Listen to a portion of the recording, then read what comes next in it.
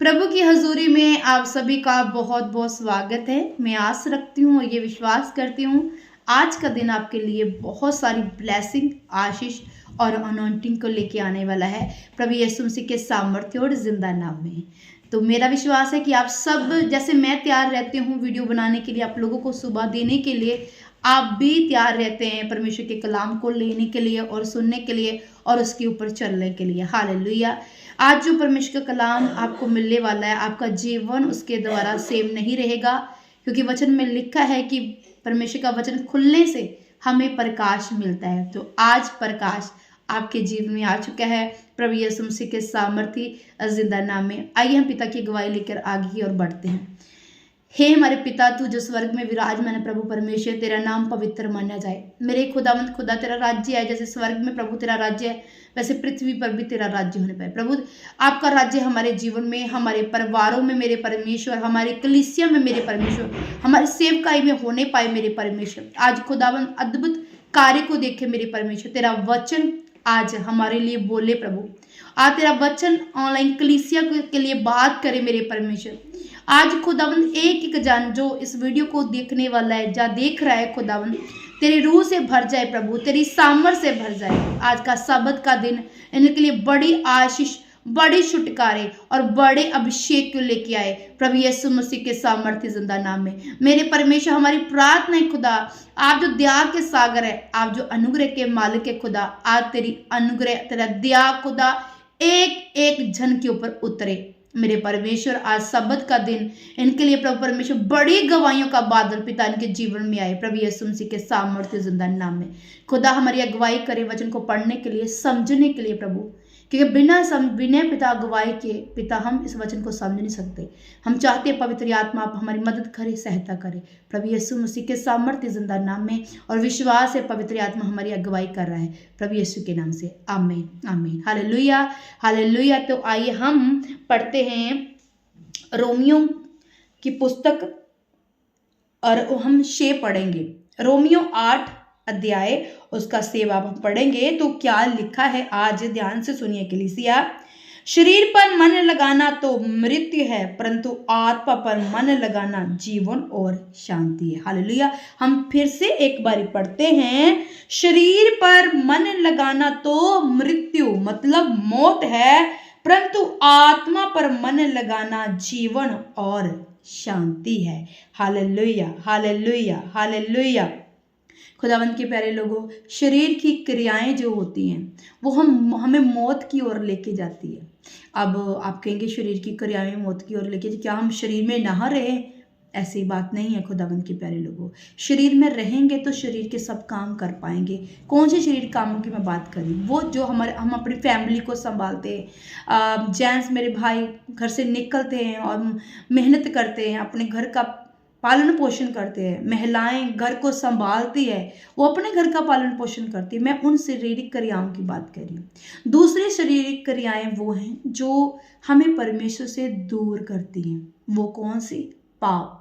पाप में बहुत सारी कैटेगरी आ जाती है। चुगली, निंदा, आज्ञाकारी ना करना, व्यभिचार करना, मूर्ति पूजा करना, माता पिता का ऑनर ना करना, बहुत सारी चीजें उस पाप में आ जाती है। तो वो क्या है? शारीरिक क्रियाएं हैं। तो शारीरिक क्रियाएं 2 प्रकार की आपने देखा। एक शारीरिक क्रियाएं वो जिसकी हम कर कर अपने फैमिली का पालन पोषण करते हैं, उनका पेट पालते हैं, हम मेहनत मजदूरी करते हैं।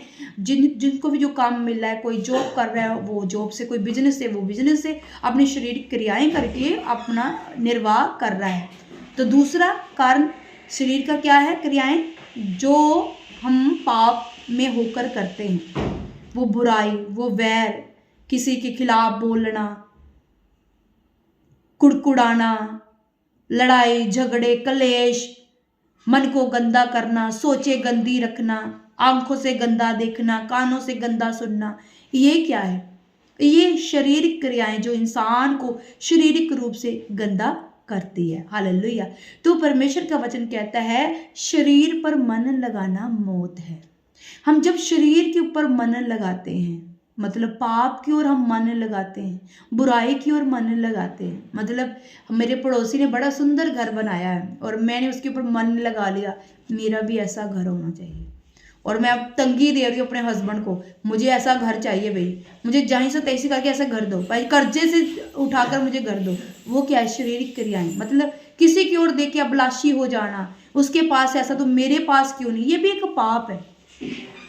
बुरी इच्छा रखनी कि उसने किया तो मेरे से। हो सकता है वो इंसान बिजनेसमैन हो, वो जॉब मैन हो, वो उसके घर में सोर्सेस ज़्यादा है पैसे कमाने के, आपके घर में एक ही सोर्स है कमाने वाला, आपके हस्बैंड की जो हस्बैंड जो आपके काम करते हैं वो, तो आप उनके साथ नहीं कर सकते हो कि उनके पास ये तो मेरे पास भी ऐसा होना चाहिए। तो ये क्या है? शारीरिक क्रियाएं, अभिलाषाएं, ये भी हमें पाप की ओर लेके, क्योंकि जब ऐसी चीजें होंगी, घर में कलेश होगा, लड़ाई होगी, झगड़े, तो फिर ऐसी ऐसी चीजें हो जाएंगी, फिर बाद में हम कहेंगे हमारे साथ ऐसा क्यों होता है। तो हम इन सब चीजों से हम क्या करना है? शरीर की ओर हमें मन नहीं लगाना है। लगाना है क्या? कौन से शरीर की बात कर रही हो? घर परिवार पालना, अच्छा पालन पोषण करना, तो शरीर को ही लेकर आप चलेंगे ना, उसकी ओर ध्यान लगाना, पर शरीर की मन की अभिलाषा के ऊपर ध्यान नहीं लगाना, क्योंकि जो कोई शरीर पर मन लगाता है वो मृत्यु को प्राप्त करता है, क्योंकि फिर मृत्यु आती है, फिर क्योंकि बुराइयां आएंगी, फिर मृत्यु तो आएगी, क्योंकि वचन में लिखा है पाप की मजदूरी मौत है। हर चीज की मजदूरी यहाँ पर धरती पर मिलती है। अगर कोई मजदूर मजदूरी कर रहा है तो उसको भी शाम को उसकी पेमेंट मिलनी है, उसकी मजदूरी उसे मिलेगी। आपके घर में कोई काम करने के लिए आया तो आप उसे मजदूरी देंगे कि नहीं देंगे?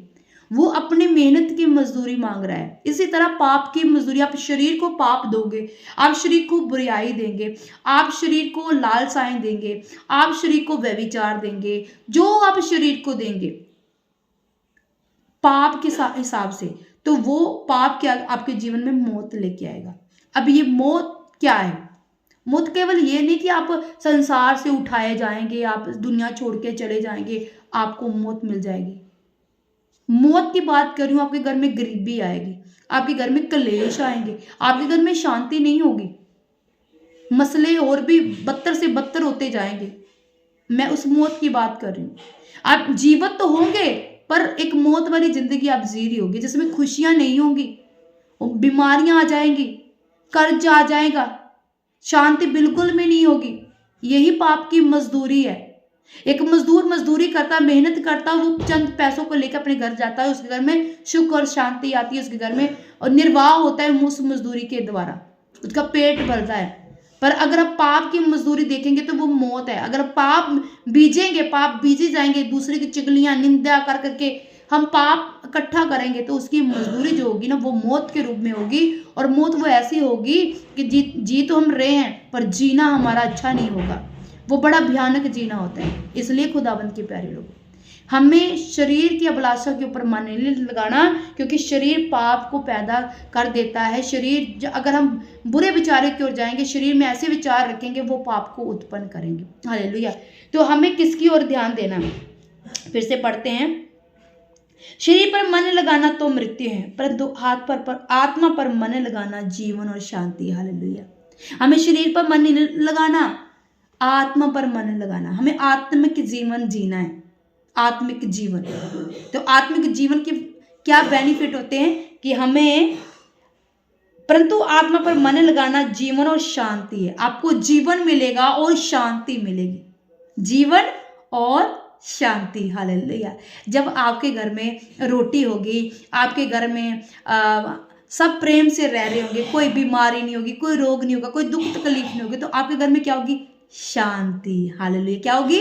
शांति, आराम आपके घर में होगा। जो कि आपके घर में आएगा ना, उसे भी आराम फील होगा आपके घर में, क्योंकि आपने किसके ऊपर मन लगाया? आत्मा के ऊपर, अपनी आत्मा के ऊपर मन लगाया। अब आत्मा की क्रियाएं क्या है? आत्मा की जो क्रियाएं, आत्मा को मन लगाना क्या होता है? परमेश्वर के साथ जुड़े रहना, हमारा मन साफ और शुद्ध हो रहना, हमारा बुराई से कोई मेल ना रहे। अब कुछ कहेंगे कि हम 24 घंटे आत्मा में रहे, हम कैसे रह सकते? 24 घंटे में प्रार्थना करते रहे? नहीं भाई, आत्मा में मन लगाना होता है, एक आत्मिक जीवन जीना होता है हमें। वो जीवन जिसमें पाप नहीं होता, जिसमें किसी की बुराई नहीं है। अगर कोई किसी के साथ बुरा कर रहा है ना, उनके पास जाके आपस में मेल मिलाप करवा दो उनका। अगर कोई आपके लिए चुगली निंदा कर रहा है ना, उनके ऐसे नहीं गले पड़ जाना कि वो तूने मुझे कहा तो कहा क्यों, नहीं, सह लेना सब कुछ। ये आत्मिक जिंदगी की निशानी है। तो आत्मिक जीवन जो जीता है इंसान, उसके घर में सुख आती है, शांति आती है, समृद्धि आती है उसके घर में। हालेलुया। तो हमें आत्मिक जीवन जीना है, हमें शरीर को गंदा नहीं करना, बुरा सुनना नहीं, बुरा देखना नहीं और बुरा बोलना नहीं, इन हाथों से बुरा कोई कुकर्म नहीं करना है। ये हाथ सिर्फ भलाई करने के लिए प्रभु ने हमें दिया है। अगर कोई आपका पड़ोसी भूखा है, आपको, क्योंकि सबको मालूम होता है मेरे पड़ोसी के घर में क्या चल रहा है, आपको मालूम है ना वो तंगी में चल रहा है, आपके पास प्रभु ने बहुतायत की आशीष दी ना, उसके घर में जाओ और कहो मैं तेरी मदद करना चाहता हूँ। उसके चेहरे की जो समाइल होगी ना, आपकी जिंदगी बदल देगी। Hallelujah, hallelujah. इसलिए खुदावंत के पैरों, हमें आत्मिक जीवन जीना, वो जीवन जो बाइबल हमें कहती है जीना। हमें प्रेयर में रहना है, हमें फास्टिंग में रहना। फास्टिंग हमें क्लीन करती है, हमें साफ करती है, हमें प्रभु के साथ जोड़ती है। हमें फास्टिंग में रहना। प्रेयर क्या होती है? प्रेयर के द्वारा हमारे मसले हल होते हैं। प्रेयर के द्वारा हम परमेश्वर के साथ अटैच रहते हैं। प्रेयर के द्वारा हमें शक्ति मिलती है, पावर मिलती है। हालेलुया। यही आत्मिक जीवन है। दूसरों की भलाई करनी, बुरा देखना नहीं, बुरा सुनना नहीं, बुरा बोलना नहीं, यही आत्मिक जीवन है। हालेलुया। और ये हर इंसान के अंदर होना चाहिए, क्योंकि इस आत्मिक जीवन के द्वारा क्या मिलता है? जीवन। धरती के ऊपर हम अच्छा जीवन जीते हैं, ब्लेस जीवन जीते हैं और हमारे घर में शांति रहती है प्रभु यीशु के नाम से। आमीन। आइए हम प्रार्थना की ओर जाते हैं। हे मेरे पिता, हम इस वचन को जब पढ़ रहे हैं तो हम प्रभु उस शांति को ले पा रहे हैं, क्योंकि हम एक आत्मिक जीवन जी रहे हैं प्रभु जी। अगर प्रभु आत्मिक जीवन में जीने में कोई कमियां आ रही है, हमें कोई घटियां आ रही है, ऑनलाइन कलीसिया में अभी भी कमियां हैं, इनके अंदर कोई भी स्पिरिट काम करती, चुगली की, लालसा की, मेरे परमेश्वर किसी भी तरह की पाप की स्पिरिट इनके जीवन में अगर काम करती है, तो प्रभु यीशु तेरे सामर्थ्य में वो पाप का आत्मा इनको छोड़ के जाए, वो व्यभिचार का आत्मा इनके छोड़ के जाए, वो गंदा देखना इनको छोड़ के जाए, गंदा सुनना इनको छोड़ के जाए। प्रभु यीशु मसीह के सामर्थ्य में गंदा बोलना इनको वो स्पिरिट छोड़ के जाए प्रभु यीशु मसीह के सामर्थ्य में। इनके मन विवेक शुद्ध हो जाए प्रभु यीशु मसीह के सामर्थ्य में। आज का सब्बत का दिन इनके लिए बड़ी आशीष, बड़ी बरकत का दिन बन जाए खुदा। जिस भवन में ये गए हैं, उस भवन में जो जाने वाले प्रभु, तेरा रूह इनकी गवाही करे, तेरा रूह इनको ब्लेस करे और आशीष करे। मांगते हैं प्यारे पिता प्रभु यीशु मसीह के सामर्थ्य जिंदा नाम। आमीन। God bless you. मिलेंगे कल फिर से खुदा की हुजूरी में। सबको मेरी तरफ से जय मसीह की जय मसीह।